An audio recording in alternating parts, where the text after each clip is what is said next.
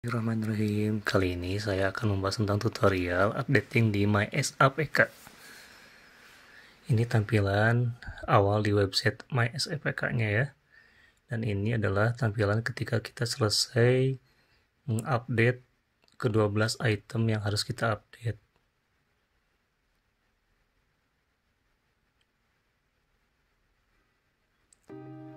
Langkah pertama ketika kita udah masuk ke websitenya, kita klik lupa password, kemudian masukkan NIP, kemudian masukkan email, kemudian lanjutkan. Nanti ada kiriman nomor token namanya. Setelah ada kiriman nomor token, nanti kita masukkan password yang baru, terdiri dari huruf besar, huruf kecil, dan angka. Tapi ketika kita lupa password email atau emailnya, kita bisa hubungi ke bagian SDM masing-masing ya.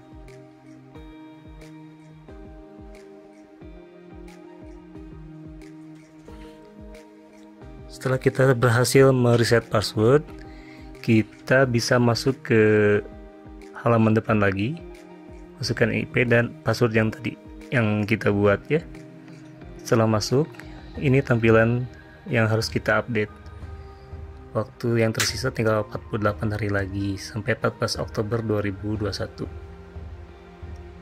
Kemudian klik lengkapi data mandiri.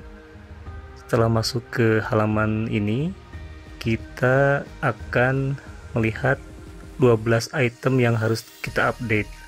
Kemudian untuk unit verifikasinya, kita pilih Direktorat Jenderal Pelayanan Kesehatan untuk dapat merubah atau mengupdate ke-12 item yang harus kita update ini.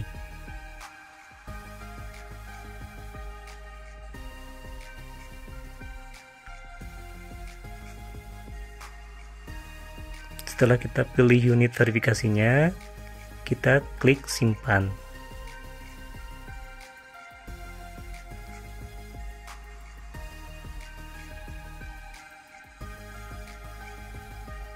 Sampai nanti berhasil ya, verifikasi berhasil.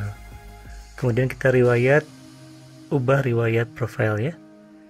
Ketika klik kita riwayat profile, yang pertama harus kita update itu informasi utama. Ya, di sini ada upload foto dengan format foto JPEG dan dengan maksimal ukuran file 500 KB. Setelah kita upload, kita langsung simpan ya, klik simpan yang di sebelah kiri. Sebelah kanan, maaf. Kemudian di bawahnya kita isi tentang kontak pribadi, alamat domisili, nomor telepon, nomor HP, email dinas pribadi, atau bisa diisi dengan email pribadi ya. Kemudian klik simpan. Di bawahnya lagi ada data pendukung yang harus diisinya, NIK, nomor KK, agama, lokasi kerja,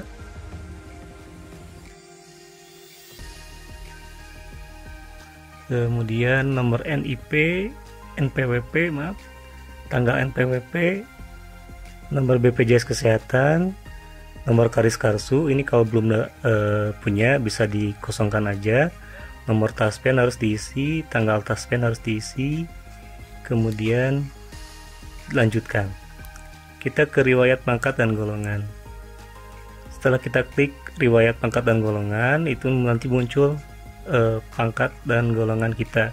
Kalau sudah sesuai, kita tinggal klik 3 titik di sebelah kanannya, atau kalau misalkan sekarang kita udah naik pangkat atau naik golongan, kita tambah baru. Kita tinggal melengkapi data-data yang diminta ya. Kemudian untuk data dukung updating di riwayat golongan ini dan pangkat ini, itu diminta untuk upload file SKKP-nya ya. Kemudian lanjutkan. Setelah itu selesai untuk riwayat golongan dan pangkat. Kemudian kita riwayat pendidikan. Setelah kita klik riwayat pendidikan, maka akan muncul pendidikan yang kita tempuh. Contoh misalkan sekarang S2 manajemen rumah sakit. Kalau misalkan sudah sesuai, kita tinggal melengkapi, tinggal mengedit di sebelah kanannya 3 titik itu, kita lengkapi. Kalau sudah lengkap semua, kita lanjutkan. Untuk data dukungnya diminta untuk upload ijazah dan transkrip nilai, itu harus dilanjutkan. Kemudian ke riwayat jabatan. Ketika kita klik riwayat jabatan, akan muncul jabatan yang sebelumnya atau yang terkini. Kalau misalnya sesuai, kita klik tambah, akan muncul data isian seperti ini. Data dukungnya SK jabatan, kemudian klik lanjutkan. Kemudian sekarang riwayat PMK atau peninjauan masa kerja. Kalau kita pernah mengajukan peninjauan masa kerja, maka kita klik tambah. Tapi kalau kita belum pernah mengajukan peninjauan masa kerja, maka klik data riwayat PMK sudah sesuai. Kemudian kita ke riwayat CPNS dan PNS. Kita klik, maka akan muncul nama kita dan NIP kita. Kita diminta untuk melengkapi aja, kita klik 3 titik di sebelah kanannya. Kita lengkapi data-datanya. Untuk SPMT dan PRP itu bisa dikosongkan ya.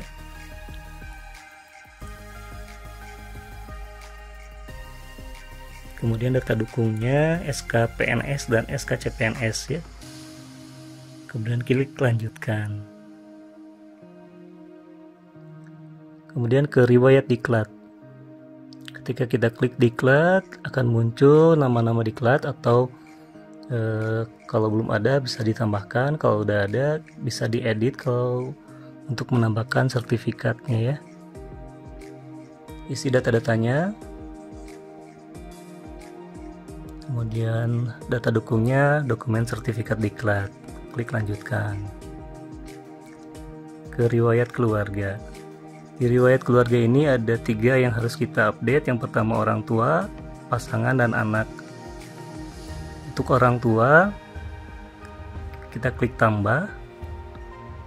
Nanti akan muncul yang harus diisi. Nah ini. Kalau misalkan orang tua kita PNS, klik PNS, nanti diminta NIP. Orang tua kita pensiunan PNS, itu pilih aja bukan PNS. Lengkapi data yang di bawahnya. Data dukungnya dokumen kakak orang tua. Lanjutkan. Untuk pasangan, kita klik tambah, kita isi data-datanya.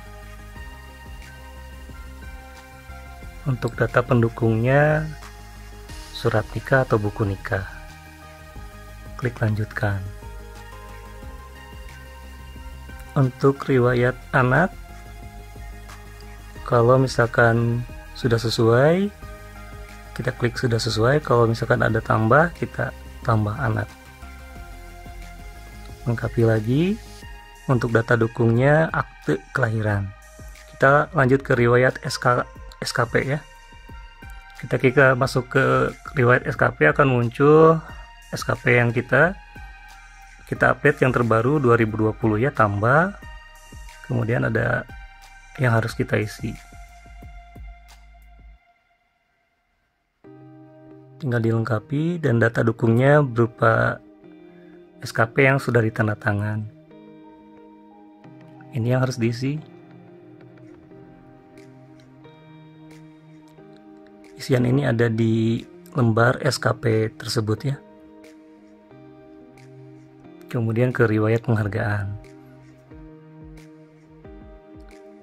Di riwayat penghargaan, kalau kita pernah mendapatkan penghargaan, itu bisa diisi ya di sini.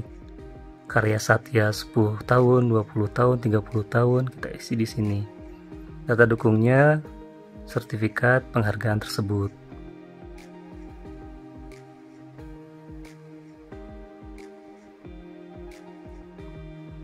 Kemudian riwayat organisasi.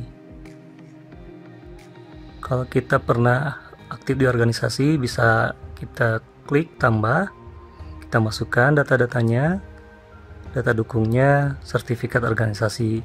Tapi kalau kita belum aktif atau nggak aktif di organisasi, bisa klik data riwayat organisasi sudah sesuai.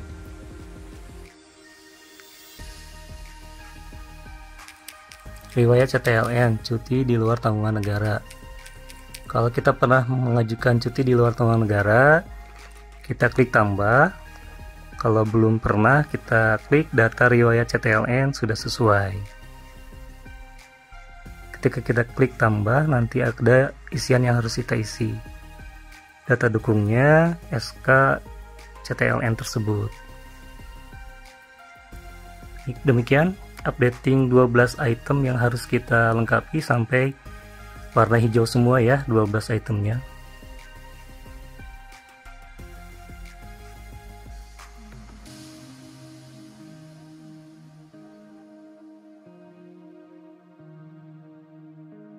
Mengecek pengajuan kita, nanti kita bisa cek di sebelah kanan ada history pengajuan.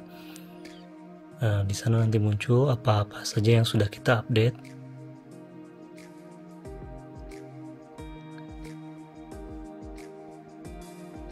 Kemudian kita ke penggunaan aplikasi Orange. Setelah kita sampaikan username dan password ke unit masing-masing, kita tinggal masuk ke PIM, kemudian search nama kita. Setelah muncul, kita klik search, kita klik di namanya. Di sini ada di bawah foto itu ada beberapa tab ya. Yang kita gunakan itu ada di personal detail, itu ada file-file kita, ada KTP, kartu keluarga, kartu BPJS, taspen.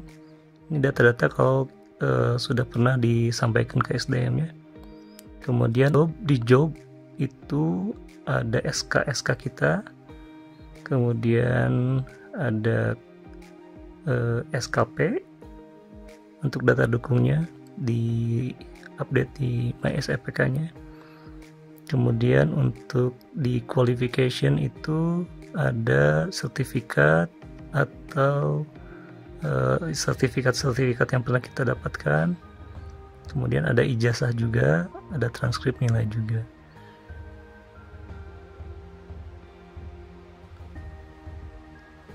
Demikian yang bisa saya sampaikan. Terima kasih. Assalamualaikum warahmatullahi wabarakatuh.